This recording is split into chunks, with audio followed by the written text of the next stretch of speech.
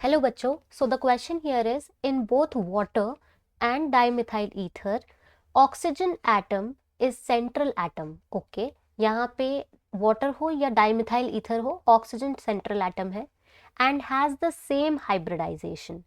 Yet they have different bond angles. Which one has greater bond angle? Give reason. So question क्या कह रहा है वो मैं आप लोगों को समझा देती हूँ. Question ये कह रहा है कि आपके पास अगर वाटर लूम है, वाटर के दो लोन पेयर्स, सॉरी ऑक्सीजन के दो लोन पेयर्स एंड यहाँ पे हाइड्रोजन, और वहीं अगर मैं आपके सामने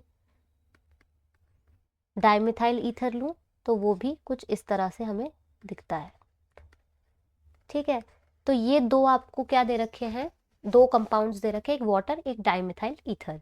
अब उसने बोला है इसमें दोनों में ही ऑक्सीजन क्या है, सेंट्रल एटम है. बिल्कुल है. इन दोनों की हाइब्रिडाइजेशन भी सेम है. देख लो हाइब्रिडाइजेशन कैसे सेम है. यहाँ पे देखो सिग्मा बॉन्ड दो सिग्मा बॉन्ड है, ठीक है, प्लस दो लोन पेयर है, तो आंसर क्या आ गया 4, यानी sp3 हाइब्रिडाइजेशन इसकी.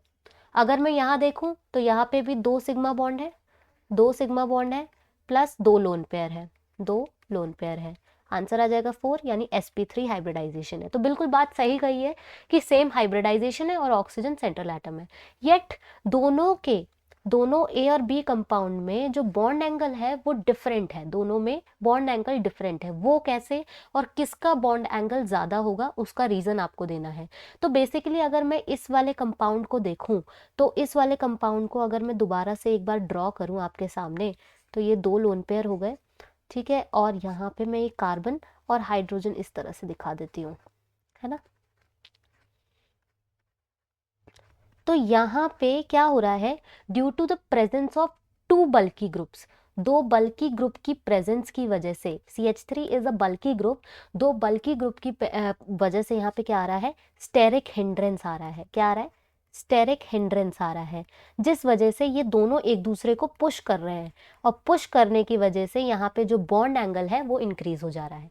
तो मैं यहाँ लिख सकती हूँ due to presence of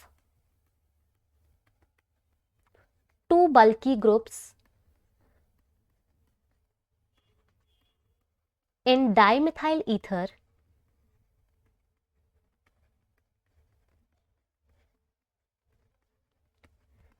steric hindrance will be there. और steric hindrance की वजह से क्या होगा, will be there. Therefore bond angle increases.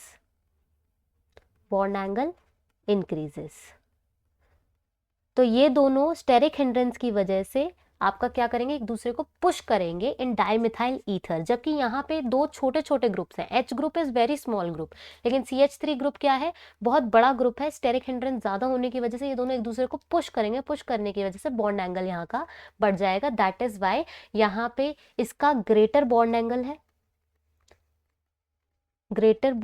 है देन वाटर. ठीक है, और रीज़न मैंने आपके सामने यहाँ पे लिख दिया है. तो आई होप आपको ये क्वेश्चन समझ आया होगा. Thank you so much.